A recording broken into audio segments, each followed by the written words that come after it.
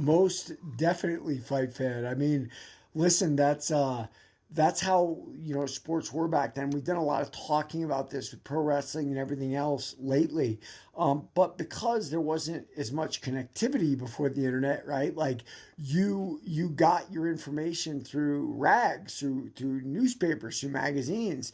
And literally, the pro wrestling business, the greatest part about it is they survived through that. Like Jim Crockett, like his promotional brilliance was in his magazines. He created a whole reality there. Like it was like a serial when you were reading his magazines, what was going on. The actual action and the places that he was putting things out was really like low quality stuff. But then you read it in the magazines, you think this guy's got the greatest federation in the world because he told you he did, right? He told you how crazy Vince McMahon was and everything else. And it had nothing to do with reality. It just had to do with him being able to create that reality out of nothing. And that's what much of it is. I mean, we see, our own president right now. He creates reality.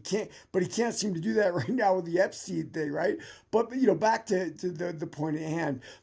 Those magazines, because we didn't get to see fights except once a month on Wide World Sports or one of the other networks, became our lifeline. If we were boxing fans, right? Like, and the ring was the Bible of boxing, quite literally, right? Right? It says it right up there.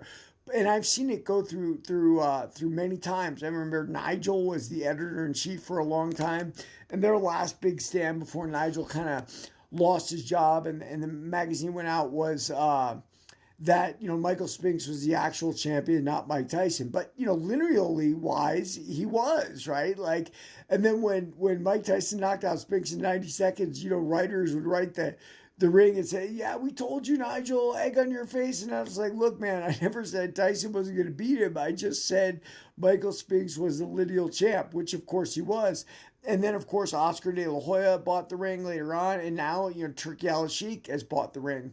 And we've seen it go from hands to hands. And why is that? Well, look, times change and different things become different important at different times, right? We're no longer living through magazines like we used to do. Now there's so much connectivity. We can watch, we can stream boxing all day long. Like when I was a kid, I longed for it so bad. It hurt me that I had to read the magazines and there wasn't anything on. And now the reality is, look, there's too much boxing. I couldn't watch it all if I wanted to. But it also teaches you something else. Living through magazines, living in your own imagination makes it more glorious than it actually is. Everybody knows there's nothing more boring than a ho-hum boxing fight, right? Like, why would you want to watch it? And sometimes that's why things survive, and sometimes that's why things don't survive.